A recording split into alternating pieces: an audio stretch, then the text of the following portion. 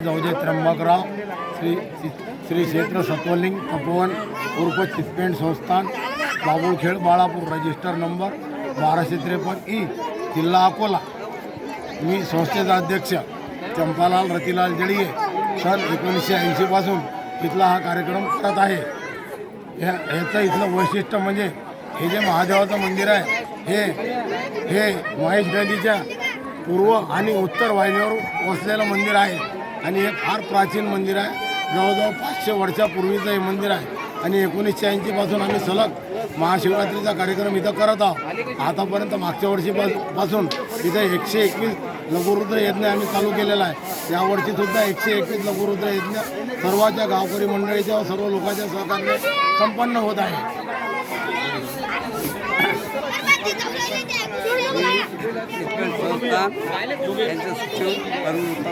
Hello भैया, भागवत बोलत आहे। या मंदिराचं वैशिष्ट्य प्राचीन काळापासून इथं सलग नदीच्या किनाऱ्यावर बसलेलं नदीच्या किनाऱ्यावर बसलेलं हे मंदिर आहे। हे मंदिर नदी जे वाहते ते पूर्व दिशेला वाहते, याला फार महत्त्व आहे। अशा ठिकाणी हे शिव मंदिर प्राचीन काळापासून असल्यामुळे ज्याला आपण शिवालय म्हणतो, ते शिवालय या क्षेत्रामध्ये बाळापुरातून अशा ठिकाणी आहे की जे कोणताही देव नसल्यामुळे महादेव देवादेव म्हणजे महादेव, सगळ्यात मोठा महादेव या ठिकाणी बसलेले आहे। त्याच्या प्राचीन काळापासून लोक इथं भावभक्तीने येऊन दर्शन करतात। विशेष म्हणजे मन भावाने इथं होम हवन यज्ञ हे सर्व कार्यक्रम आम्ही मंडळाच्या वतीने सादर करतो।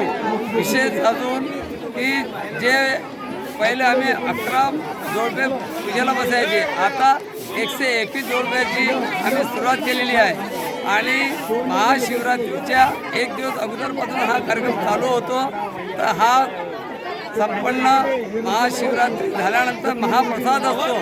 दुसऱ्या दिवशी महाप्रसाद झाल्यानंतर गावातून महादेवाची पालखी निघते आणि ती पालखी गावातून परिपूर्ण घरोघरी जाऊन घरोघरापासून त्यांचे दर्शन करता बाहेर येतात, या विधी करतात। असे भाविक भक्त या मंदिराला जोडलेले आहेत आणि सदैव आम्हाला सेवाधारी सेवक हे कार्य करतात।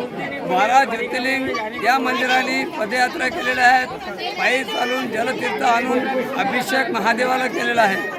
देवादेवचे मोठे महादेव हे सगळ्यात मंदिर आहेत, त्याच्यामुळे आम्हाला या गावकऱ्यांचे सगळ्यात जास्त सहकार्य आहे।